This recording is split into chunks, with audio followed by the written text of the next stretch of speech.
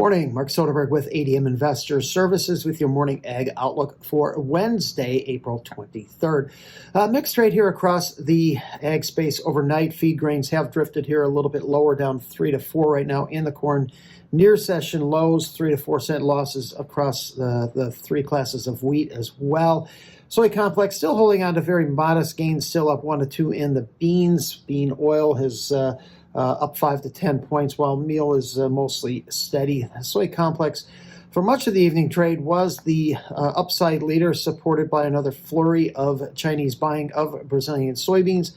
Well, comments yesterday from U.S. Treasury Secretary Bessent that the trade war with China is unsustainable, and he expects the situation to de-escalate soon, did provide a boost. Overnight, President Trump is now indicating he has no intentions of firing Federal Reserve Chair Powell, whose term does end in just over 1 year from now. He also seems to be softening his stance a little bit on the Chinese tariffs as well, acknowledging that the current 145% levy on Chinese imports is high, and it won't be that high for long, suggesting they will come down significantly. However, they will not be zero. Yesterday's surge on Wall Street did extend into the overnight session as well, with futures right now pointing to about 2 to 2.5% higher open. U.S. dollar is moderately higher. Now we have completely filled the gap from the sharply lower open on Monday. Crude oil is up about 50 cents a barrel, while gold prices do continue to pull back from record highs. The U.S. Midwest does remain in an active weather pattern with widespread rains expected over the next week.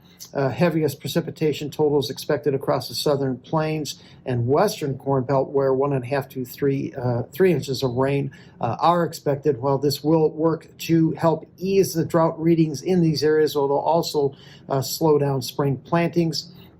Much of the nation's midsection will remain in an above to much above normal temperature pattern into early May.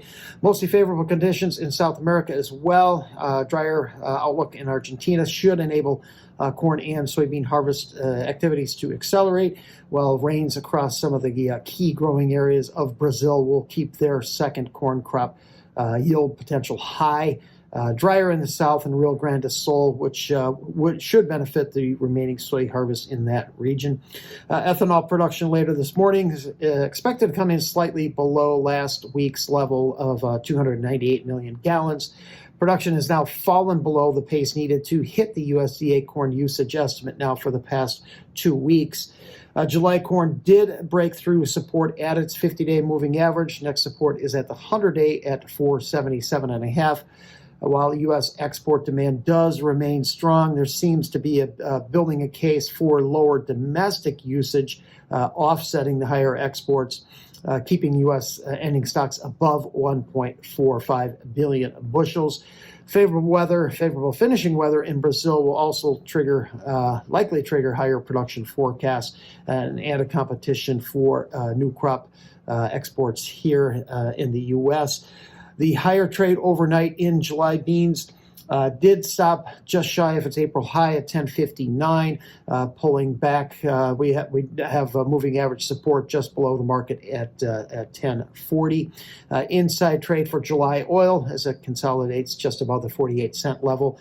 Also inside trade for July meal as it consolidates very near the $300 per ton level.